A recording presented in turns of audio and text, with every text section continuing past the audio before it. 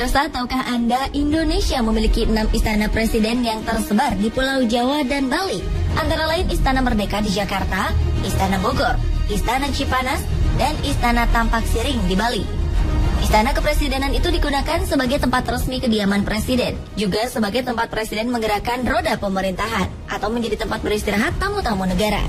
Namun ternyata ada juga yang menyimpan cerita-cerita unik maupun kisah-kisah mistis. Lalu, seperti apa keanehan-keanehan yang terdapat di Istana Kepresidenan Republik Indonesia?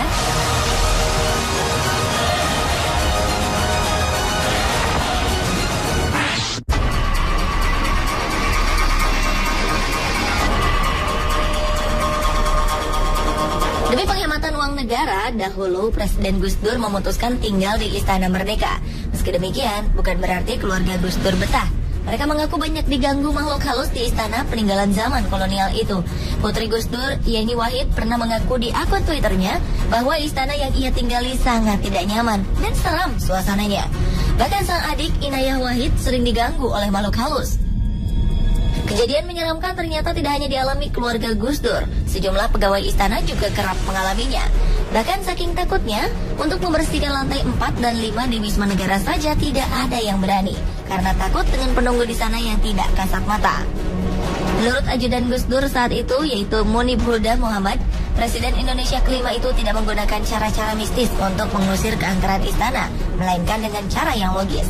Gus Dur membuka Istana Merdeka bagi masyarakat, sehingga di era Gus Dur, Istana Merdeka ramai dan tidak angker lagi.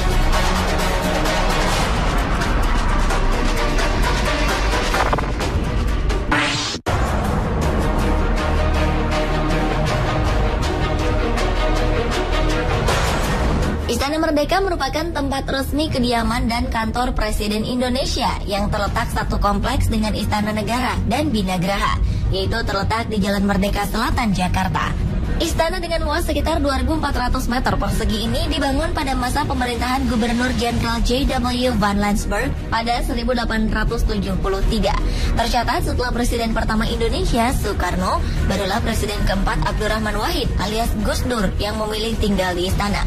Kini Istana Merdeka ditinggali oleh Presiden ke-7 Indonesia, Joko Widodo, atau yang akrab disapa Jokowi. Yang menarik, ternyata Jokowi dan Ibu Negara Iriana Widodo bukan hanya tinggal, tetapi tidur di bekas ranjang Presiden Soekarno. Diketahui selama ini tak ada presiden yang berani tidur di ranjang kamar sang proklamator itu. Bahkan putri dari Bung Karno, Megawati Soekarno Putri sekalipun. Menurut Ahok, Gubernur DKI Jakarta, Presiden Jokowi termasuk salah satu presiden yang berani menempati kamar Bung Karno. Meski banyak informasi tentang bangunan tersebut yang penuh dengan cerita mistis, Jokowi mengaku tidak merasa terganggu oleh cerita-cerita itu.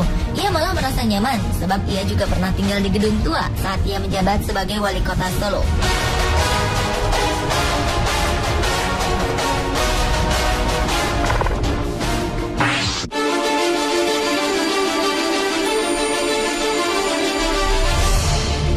Sebagai pusat kegiatan pemerintahan negara, saat ini Istana Negara menjadi tempat penyelenggaraan acara-acara yang bersifat kenegaraan, antara lain pelantikan pejabat-pejabat tinggi negara hingga jamuan kenegaraan. Namun ternyata ada sebuah kisah di balik salah satu acara pelantikan resmi di Istana Negara tersebut, tepatnya saat pengangkatan Albert Hasibuan sebagai anggota Dewan Pertimbangan Presiden untuk bidang hak asasi manusia pada awal tahun 2012 lalu oleh Presiden Indonesia ke-6 Susilo Bambang Yudhoyono.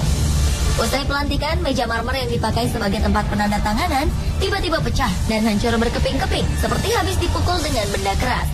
Peristiwa itu terjadi ketika pasukan pengamanan presiden atau Pas Pampres hendak memindahkan meja marmer setebal 2 cm tersebut.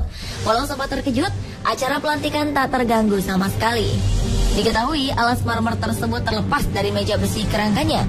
Namun ternyata ada juga yang mengaitkannya dengan hal-hal metafisika, yang konon pecahnya meja tersebut merupakan teguran dari si penunggu meja marmer bagi sang presiden kala itu.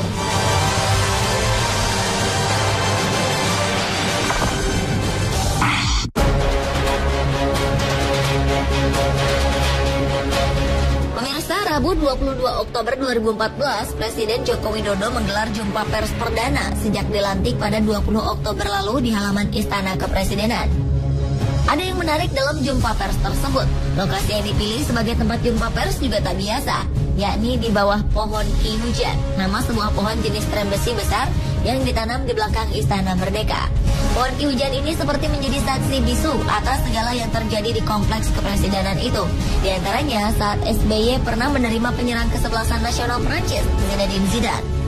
Menariknya, Ki Hujan ini ternyata sudah berusia 144 tahun sejak ditanam pada 1870, yang artinya 3 tahun sebelum Istana Merdeka dibangun oleh arsitek Grosarek. Meski ditopang oleh sejumlah tiang, pohon ini masih terlihat gagah. Yang menariknya lagi, pohon ini sempat diterjang angin puting beliung yang terjadi di kawasan Istana pada 5 Januari 2012 silam. Banyak pohon bertumbangan, namun anehnya Ki Hujan tetap kokoh berdiri. Hanya dedaunannya saja yang rontok dan ranting-ranting kecil yang berjatuhan.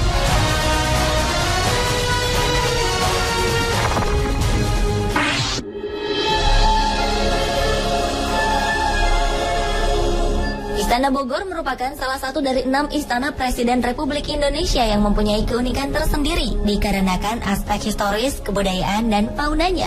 Namun di balik keunikan itu ternyata ada kisah misteri yang beredar di kalangan masyarakat tentang salah satu patung yang ada di istana yang dibangun pada tahun 1744 itu.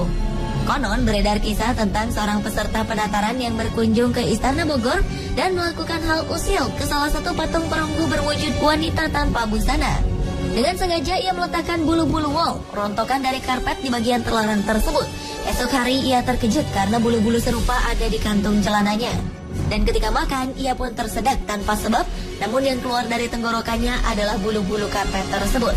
Kabarnya almarhumah mantan ibu negara, Hartini Soekarno pun sempat mengiyahkan bahwa di Istana Bogor terdapat makhluk astral penunggunya.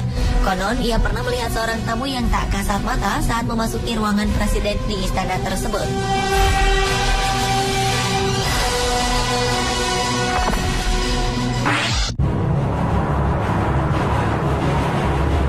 Istana Kepresidenan yang berada di Bali, yakni Istana Tampak Siring, adalah satu-satunya istana kepresidenan Republik Indonesia yang dibangun setelah Indonesia merdeka. Karena kelima istana lainnya, yakni Istana Negara, Istana Merdeka, Istana Bogor, Istana Cipanas, serta Istana Gedung Agung Yogyakarta dibangun semasa zaman kolonialisme Belanda. Istana Tampak Siring biasanya digunakan oleh presiden untuk beristirahat, melakukan rapat kerja, serta melakukan perundingan luar negeri. Istana Tampak Siring diprakarsai oleh Soekarno dan mulai dibangun pada tahun 1957 hingga tahun 1963. Di istana tersebut terdapat sebuah kamar yang dulu sempat dihuni Soekarno. Konon menurut warga setempat, kamar tersebut hingga kini tidak dihuni dan sengaja dikosongkan karena ada kekuatan mistis yang meliputi ruangan tersebut. Sementara Presiden Indonesia yang datang berkunjung ke istana itu menempati bangunan lain yang tak jauh dari bangunan yang ditempati Soekarno.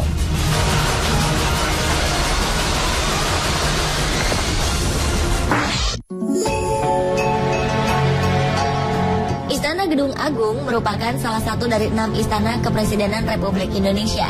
Istana ini terletak di pusat kota Yogyakarta, tepatnya di ujung Jalan Malioboro.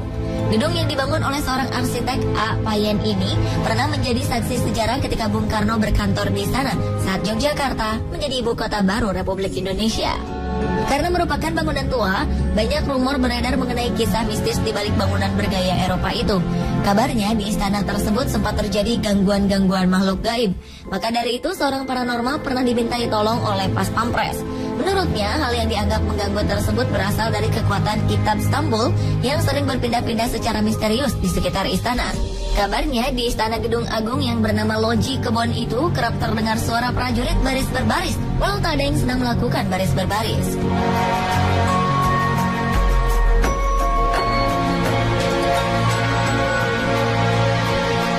Pemirsa, itulah 7 peristiwa aneh yang pernah terjadi di Istana Kepresidenan Indonesia versi On The Spot.